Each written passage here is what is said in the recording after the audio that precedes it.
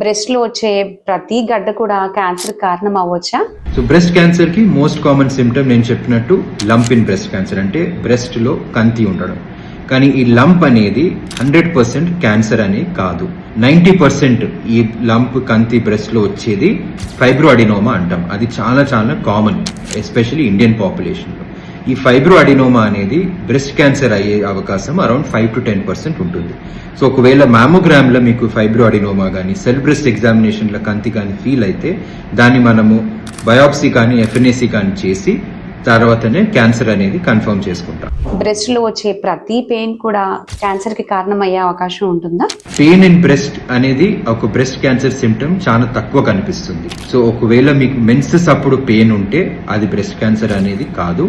Fibro adenoma అంటే breast లో కంతి కనిపించిన తర్వాత మీకు పెయిన్ అనిపిస్తే కూడా అది ఫైబ్రో అడినోమా ఉండే అవకాశం ఎక్కువ ఉంటుంది అండ్ క్యాన్సర్ ఉండే అవకాశం తక్కువ ఉంటుంది. కానీ ఒకవేళ మీకు బ్రెస్ట్ లో పెయిన్ వస్తే డెఫినెట్లీ ఓ మ్యామోగ్రామ్ కానీ సెల్ఫ్ బ్రెస్ట్ ఎగ్జామినేషన్ కానీ చేయించుకుని ఒక గైనకాలజిస్ట్ ని కన్సల్ట్ చేస్తే మంచిది. For more information follow us. Thank you.